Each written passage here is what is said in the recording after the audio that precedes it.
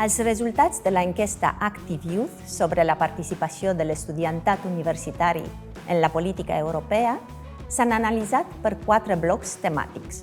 Pel que fa a l'interès, un 47% dels estudiants mostra interès per la política europea, mentre que una majoria, més del 51%, expressa un desinterès o la manca d'un interès definit.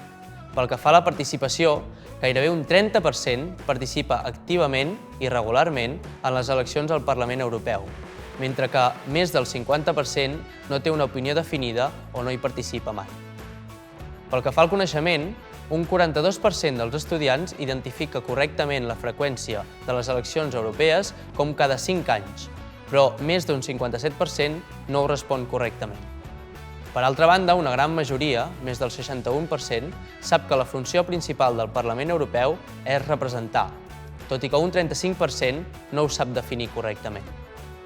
Pel que fa a la valoració, una majoria d'estudiants, més del 56%, valora prou positivament la representació dels seus interessos per part del Parlament Europeu.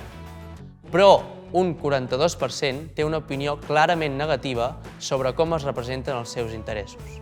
S'han trobat diferències significatives segons el gènere, el nivell d'estudi i l'orientació ideològica de l'estudiantat. Els estudiants amb un nivell d'estudi més alt mostren més interès, participació i coneixement. Pel que fa al gènere, els homes demostren més coneixement i valoren més positivament la política europea.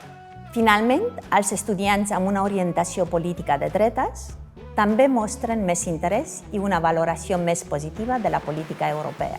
La campanya de comunicació Europa Importa del projecte Active Youth ha estat un èxit, aconseguint involucrar la joventut universitària catalana en la política europea i motivar-la i informar-la a votar a les eleccions europees. S'ha demostrat que la joventut està interessada en la política europea i volen entendre com els afecta. Les publicacions més populars han estat les guies sobre les eleccions europees, amb més de 700.000 reproduccions a TikTok i 27.000 comptes abastats a Instagram.